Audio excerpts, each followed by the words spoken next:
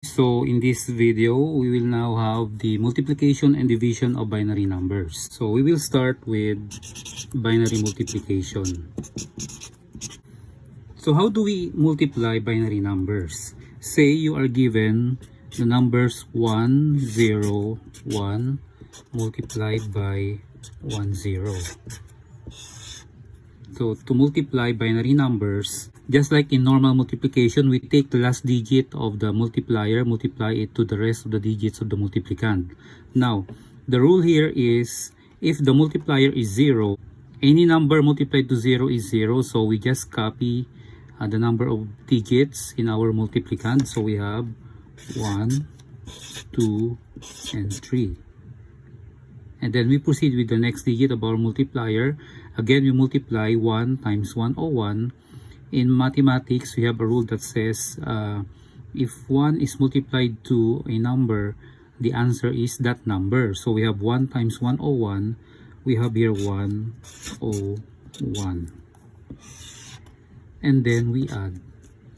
Now, in adding, we also apply here the rules in addition of binary numbers, since we are working with binary numbers. So we have here 0, bring down 1, 0, bring down 1. So the answer is 1, 0, 1, 0. Again, to check if our answer is correct, we convert this 101 again to decimal. So we use again the positional value 1248, since we only have 2 and 3 digits. So we put 101 below the positional value. So this is 5. Why 5? Because we only add 1 and 4. And then 10 is obviously 2. So we are actually multiplying 5 by 2. So the answer must be 10. So let us check if 1010 is equivalent to 10. Again, we write it here in our below our positional value. We have 1010. So we have the values which has 1 is 2 and 8. So we add 8 plus 2, we got 10. So our answer is correct. Let's have another example of multiplication of binary numbers. Say you are given 1, 1, 0, 1 multiplied by 1, 1, 0. Again, taking the last digit of our multiplier, we have 0 times 1101, that is 0, 0, 0. And then we have 1 times 1101, that is 1, 0, 1, 1. And then another 1, we simply rewrite it. We simply rewrite the multiplicand. So we have 1, 0, 1, 1. And then we add. Okay. So to add, we have here 0. 0 plus 1 is 1. 0, 0, 1 is 1. 0, 1, 0 is 1. Here we have 1 plus 1 according to our rule in binary addition, that is 0 carry 1. So we bring down 0. Another pair, we have 1 plus 1, that is 0 carry 1. So we bring down 0, then we bring down 1. So the answer is 1001110. So don't forget that when you add this part, you apply the rules in binary addition. Let's have one more example of multiplication in binary numbers, or binary numbers. So we have 1. Say for example, you are given 1, 0, 1, 0. And then you are asked to multiply it by 1, 0, 1. So again, how do we multiply binary numbers? So we take the last digit of our multiplier, multiply it to our multiplicand. So this is 1, so we just copy 1, 0, 1, 0. And now we go to the second digit. Since that is 0, we simply rewrite 0, 0, 0, 0. And then 1, again, we copy our multiplicand, which is 0, 1, 0, 1. and then we add. So to add, we have 0. 1 plus 0 is 1. 0, 0, 0 is 0. We have 1 plus 0 is 1 plus 1. This is another pair. So we have here 0 carry 1. So we bring down 0, we bring down 1, and then we bring down 1. So the answer is 1, 1, 0, 0, 1, 0. So now let us proceed to the last operation, which is binary division. So how do we divide binary numbers? Say for example, you are given the number 1, 0, 1 divided by 1, 0. Okay, so to divide binary number, we'll be reminded that 1, 0 is equivalent to 2. Now, if we have 2 digits in our divisor, we will consider only the first 2 digits of our dividend. So 1, 0 here, if you're going to convert this again to decimal, this is 2. Okay, so we now have 2 divided by 2. So we know that there are only 1, 2 in 2. So this is actually 1. So we put 1 above 0 since we consider the first 2 digits. Then we multiply. So again, in multiplication, we apply the rules in multiplication of binary numbers. So 1 multiplied by 0 is 0. And then 1 multiplied by 1 is 1. And then we subtract. Again, in subtraction, we will apply the rules in subtracting binary numbers. So we have 0 minus 0 is 0. That is already 0. Then we bring down 1. If we don't have any more numbers to after bringing down a number and we cannot multiply, we simply add 0 to the answer. And then we put the last digit as our remainder. So we have 1, 0, remainder 1.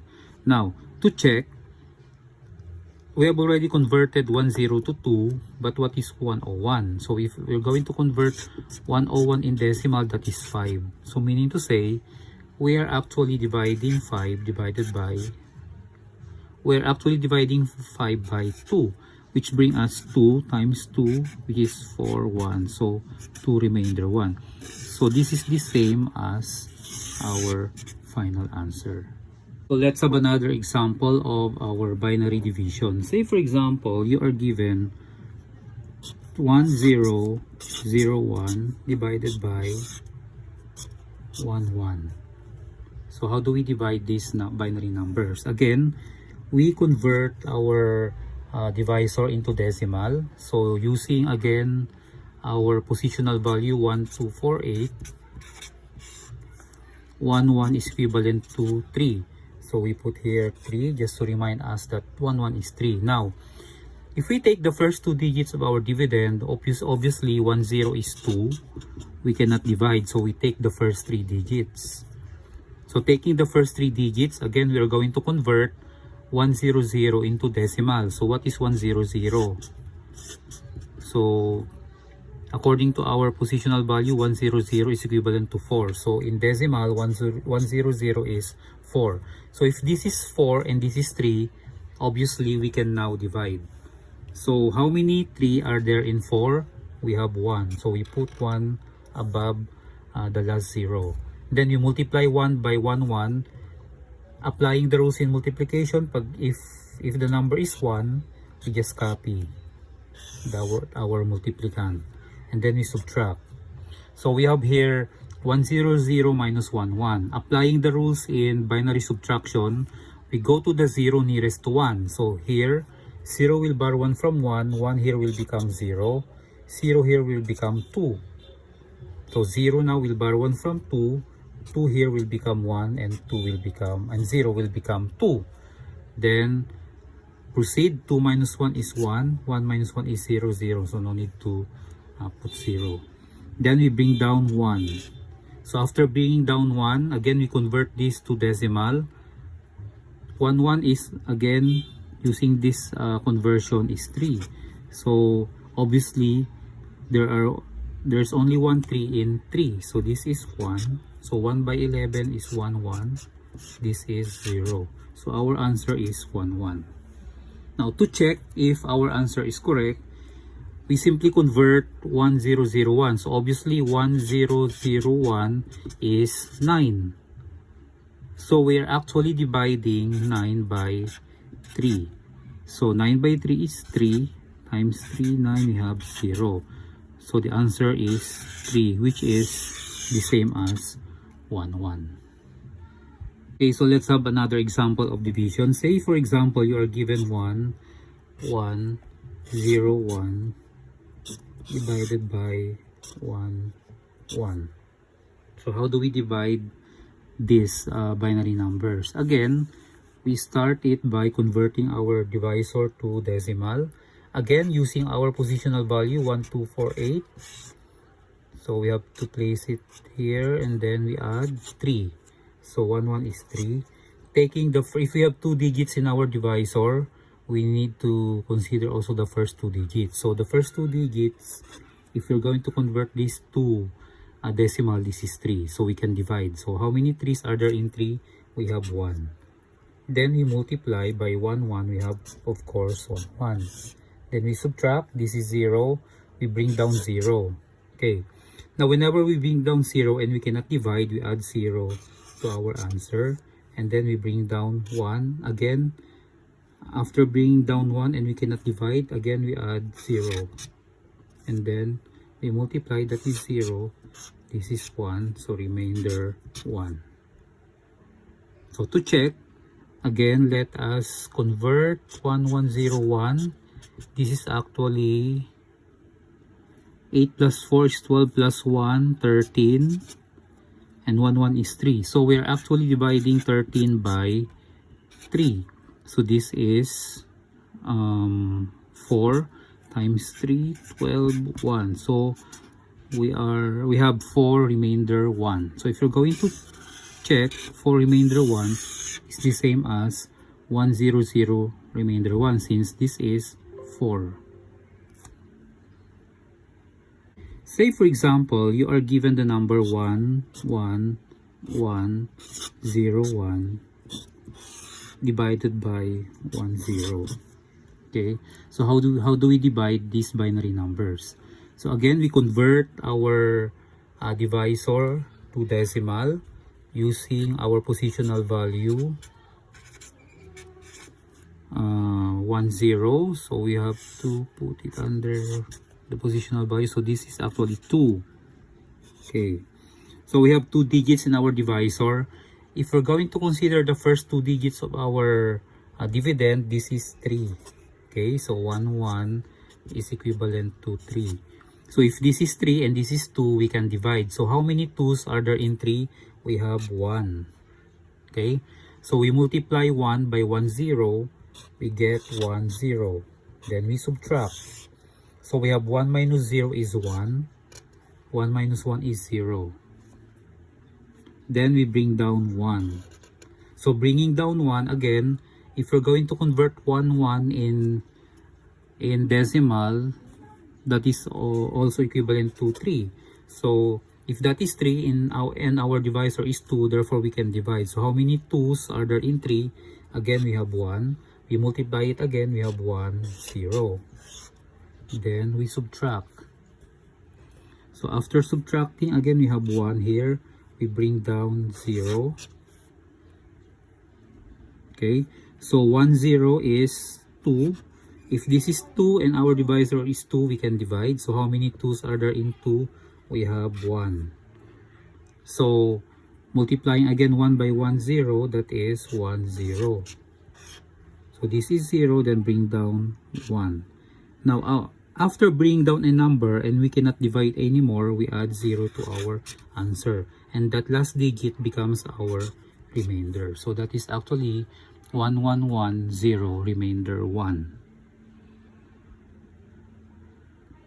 Now let us check if this answer is correct. So again, we convert 11101 so that we have an idea what is this number. So if this is 2, what is this number?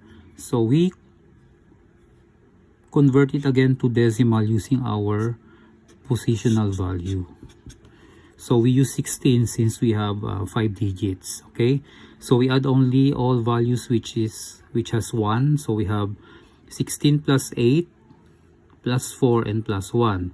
So this is 24 plus 4, 28 plus 1, this is actually 29. So if that is 2 and this is 29, we are actually dividing 29 by 2. So we have 1, 2, 9, 4, 8, 1. So the answer is 14 remainder 1 in decimal. So let us check if our answer is correct. So if you're going to convert 1110, that is actually if you're going to use the positional value 1, 2, 4, 8. So we add 2 plus 4 is 6 plus 8, 14. So this is actually 14, and then we have remainder 1. So our answer is correct.